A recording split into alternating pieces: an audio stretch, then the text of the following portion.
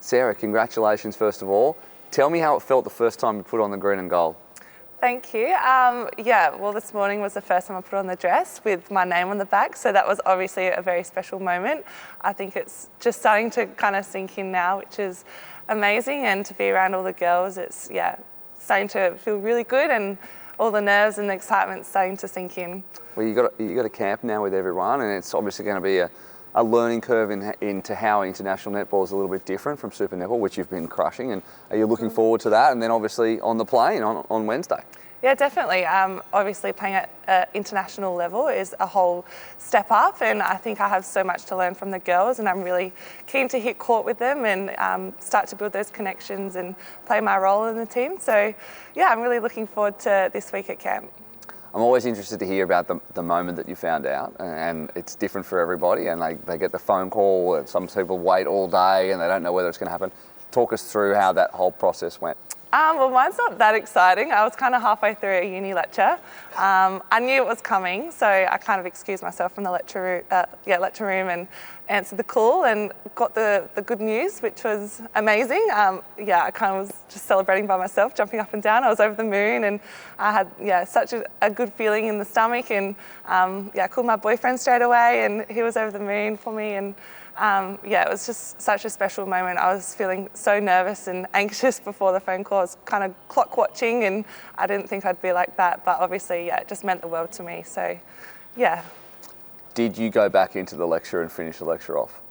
I found it really hard to concentrate. I don't think I retained too much information, but I just couldn't stop thinking about it, and I was just so happy. Well done, because it would take me much less than that to blow off a uni lecture. So at least you went back. So congratulations on that. I'm sure you've spoken to some of the girls about what to expect about a World Cup. I mean, it's a newish team. There's still plenty of World Cup experience there. So have you been asking questions about what it's going to be like? Because it's a completely different vibe. Yeah, I guess I haven't really been with the girls for too long. This is kind of my first camp or first team environment. I haven't hit court with them or anything. It's only the morning of the first day, right? Yeah, right. So I've actually spoken to Bass, and she said it's an amazing experience. Obviously, 10 games in 12 days, it's very full on, and I think it's just really important to look after yourself, and I think she just said take it all in, like it's amazing, and you'll really enjoy it. So I think just taking each day as they come, so I think that's the main point. Yeah, it is like it's over 10 days. There's going to be 8 games if you make it all the way through, which we hope, obviously, that you do. 8 games. Well, you really should pay more attention to this. You're going to the World Cup next week, right? Pressure. But I'm sure that's a huge, it is a huge physical workload, but mentally to be able to get up over and over, especially when sometimes you're playing teams that are ranked 19th in the world or whatever it is. Yeah. That's going to be an interesting, emotional journey as well to keep backing up over and over. Yeah, definitely. I think we kind of touched on that at camp with the sports psychologist, and I think it's just really important to know what works for us, our own strategies, just making sure that we do have our own downtime and not burning out and thinking about netball 24/7. So I think that's really important to kind of monitor and just look after ourselves during camp and switch off when we need to. And what do you do to switch off? Because Jo was just sitting in that seat and she's like, she likes to dance by herself alone.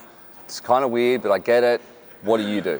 I like to get fresh air, go out for a walk. I like naps. I'm the queen of napping, so that always helps to refresh me. Love my music too, so that really chills me out.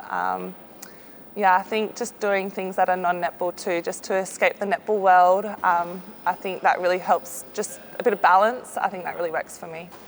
It's probably nice coming in with there's a huge weight of expectation for the Diamonds, and there always is. You've won the World Cup 11 times, defending champions. Then you go over to the UK where there's going to be a lot of interest because the Commonwealth champions are there, obviously. So that pressure to perform, that expectation, does that suddenly when you put on that dress, does that weigh on you a little bit? Like everyone expects nothing less than a World Cup win. Yeah, obviously there's huge expectations for us to win. We are number 1 in the world, but I think it's important for us just to focus on the process and not the outcome. Obviously coming off a loss to England, I think there's been a lot of work done behind the scenes. And I think it's just really important that we work as a team and put that strategy into place and have a good focus leading into World Cup. for you, you've had a different pre-season, right? So February, diagnosed with type 1 diabetes, to go on to have the best half a season of your life. How was that to learn and then to manage as well? That's something else that you've had to think about? Yeah, obviously I knew it was always inevitable. I think, I've kind of known in the background for 2 years that it was kind of coming. But I think, hearing it, I think it was a different story. It kind of hit home a bit, and it was a lot to take in. It was big news. It's a huge life change, something that I have to manage every day. But I think just the support around me have been amazing. I think, the strength and conditioning coach, Lucas, I think he was someone that really pushed me to kind of monitor him and just make sure that my health is in good nick. And I think if it wasn't for him, I'd probably still be playing with really high levels. So I'm really thankful for them. But I think for me, netball has been a blessing in disguise. I think having such a big focus has really helped. Diabetes has been such a small thing for me. And I think just for me, it's about learning as much as I can about the condition and knowing how my body reacts to exercise and stress and things like that. So it's going to be a huge challenge for me, but I'm really looking forward to it. And I don't think diabetes should stop me from doing anything. I know, it's nice to be a role model for that as well, for other people who are dealing with the condition. Yeah, well, it's still super new to me, so I think a lot of people out there probably know loads more than me, so it's been really special. I received so many nice messages, and it's really nice to talk to other people who are living with type 1 diabetes, just to bounce off questions, and it's like a whole nother community, which is really nice. You seem to be part of a lot of new communities of late. Super Netball this year, very quickly, Swift's obviously flying high. Didn't work out exactly how you wanted it to on the weekend, obviously, but for your game personally, what's changed? Or what do you feel has changed in your game to take you from wherever you were before to this new level where you're now part of the Diamonds for a World Cup? Yeah, I think my first year with the Swifts, it was more, I was kind of chucked in the deep end and just getting all that court time, which I really needed to develop. But I think this year, having the meeting with the coaches, I wasn't sure if I believed in myself, but I think they really emphasised you can do it. If you put everything on the line, it is possible. You don't want to look back and think, oh, you should have done this, and living with regrets. So I think, I don't know, the coaches have just been incredible. They've really instilled so much confidence in me and at training, and I think it's so much credit to them. I think, just belief is huge, and I've grown a lot of confidence over this SSN season, which has been great. But obviously, loads of work to go and lots of areas of growth. So still continuing to work on those areas. These two questions we're asking everyone. Tell us something we don't know about one of your teammates, your new teammates. Paige doesn't drink coffee. Doesn't she? Mm. Why not? And everyone's like coffeeholics. Is that a thing? Coffeeholics? It is now. Yeah, so I think she's the only one that doesn't drink coffee.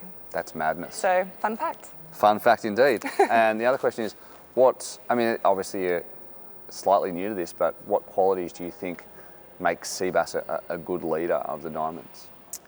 I think she's just very approachable, friendly, and I think she leads by example. This is obviously her third World Cup, so she's full of experience, and I think she can just give so much to the team, and I have so much to learn from her. I'm actually her roomie for the first week, so I'll have to dig into that brain of hers and learn as much as I can. So captain and the rookie, does that mean you have to make her bed? And, probably. Bring There's her probably stuff, some duties. You get hazing stuff? I don't know if there's any initiation or anything. I'm a bit worried. You wouldn't know, would you, until it happened? So you should be scared about that. Exactly.